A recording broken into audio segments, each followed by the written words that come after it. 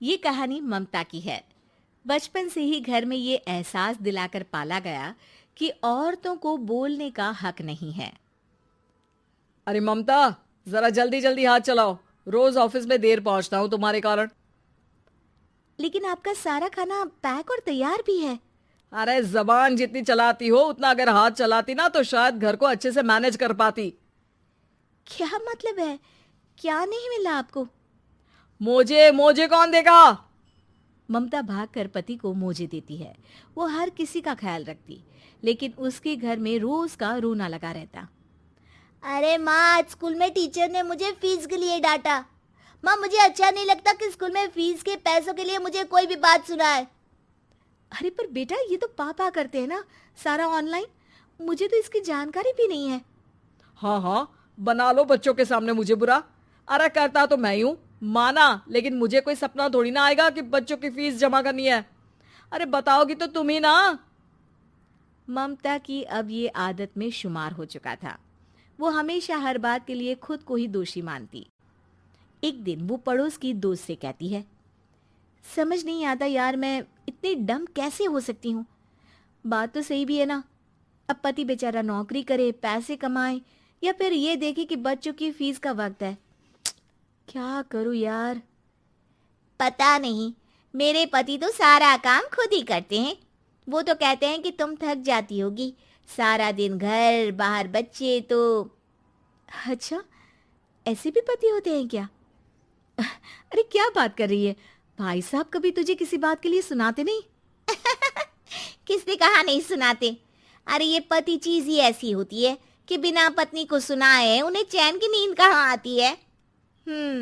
तो तू भी परेशान रहती होगी कि कैसे, क्या, कब भूल गई।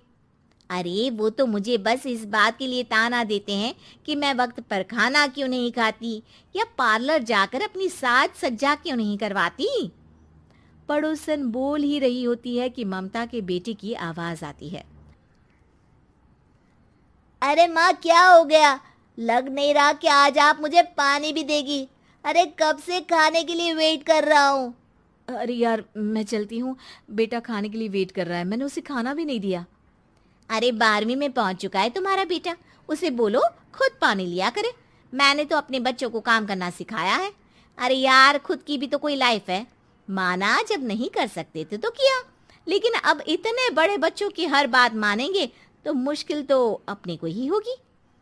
ममता को पड़ोसन की बात में दम तो लगता है, लेकिन करे क्या, आदत भी तो खुद ही ने डाली थी। ममता घर जाती है कि तभी बेटी आ जाती है। माँ, परसों मुझे एक शादी में जाना है। तेरी वो जो लाल वाली साड़ी है ना, उसे दे देना। मैं आज जाकर टेलर को दे दूंगी, वो उस साड़ी से सूट बना देगा। अरे नहीं नहीं तारा, वो मेरी माँ ने मुझे दी थी और उस साड़ी से मेरी काफ़ी भावनाएं जुड़ी हैं। तुमको ना मैं दूसरी साड़ी दे दूंगी। ओके, कोई बात नहीं, लेकिन आज दे ही देना पक्का। तारा माँ की साड़ी से सूट बनवाकर पार्टी में जाती है, लेकिन जब वो पार्टी से लौटती है, क्या है, मैं तो समझ ही नहीं पा रही हूँ। अरे जब वो साड़ी मांगी थी तो ये छल्ली सी साड़ी क्यों दे दी?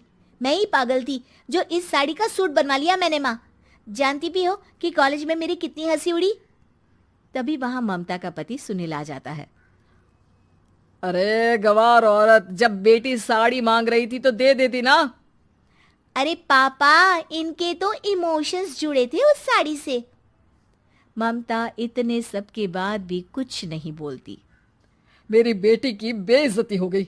मैं बिल्कुल बर्दाश्त नहीं कर सकता ये। मैं नहीं चाहता कि मेरी बेटी से कोई भी ज्यादा सुंदर लगे पूरे कॉलेज में। जी, वो पढ़ने में तारा बिल्कुल अच्छी नहीं है, उसकी पढ़ाई पर आप ध्यान दीजिए ना। अच्छा, अब तुम मुझे बताओगी कि मुझे किस पर ध्यान देना और किस पर नहीं।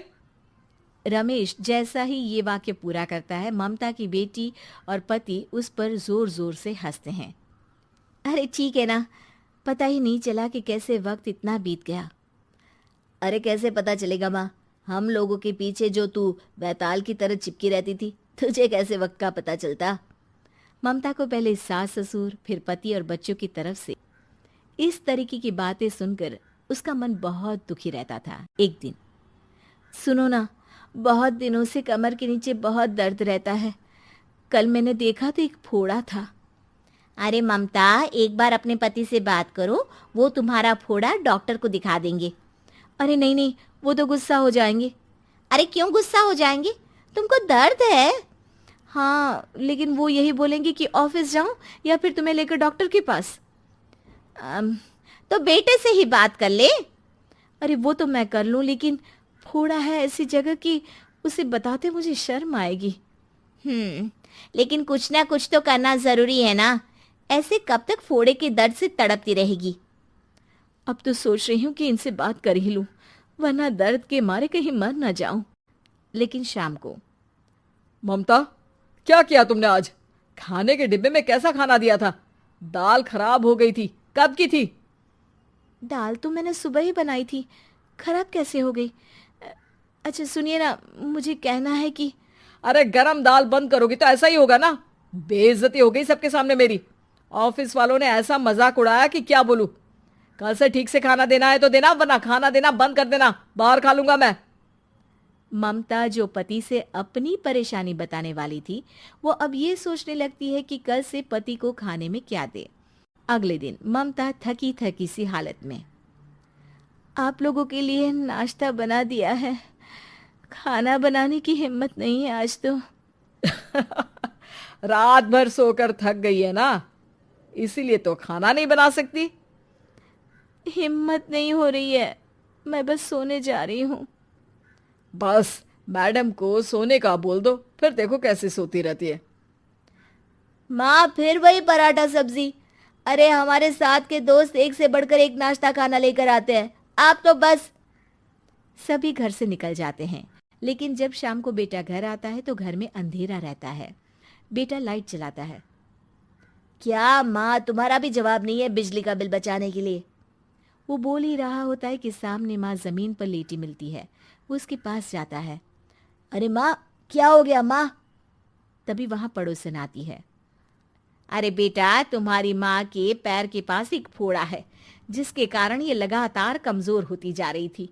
मैंने उसे पहले ही कहा था कि घर में बता दो, लेकिन तुम्हारी माँ किसी को तंग करना नहीं चाहती थी। तभी वहां डॉक्टर आ जाता है। अरे इनके ऑर्गन में दिक्कत है, कोई बात है जो इनके मन में खटक रही है। अरे नहीं नहीं, इसके मन में कोई बात नहीं है। कोई काम है नहीं ना इसके पास, सारा दिन बस घर में ही रहती है। देखिए, मैं तो ये नहीं जानता, लेकिन हाँ, इनके मन में हमेशा कोई बात रह जाती होगी, इसीलिए उनकी ये हालत है। अगर आप समय से नहीं ले आते तो हो सकता था कि। अरे नहीं नहीं डॉक्टर साहब, हम पूरी कोशिश करेंगे कि वो ठीक हो जाए। हम लोगों ने अपनी ही परेशानी माँ के सामने रखी, लेकिन किसी ने माँ की दिक्कत को जानने की कोशिश तक नहीं की। हाँ, मैंने भी ममता को हमेशा घरेलू जरूरत से ज्यादा काम का नहीं सोचा था।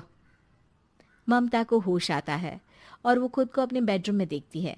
वो उठने की कोशिश करती है कि माँ, अब आप नहीं उठेंगी। हम लोग है ना, हम लोग आपको पूरी तरह से खुश रखने की कोशिश करेंगे।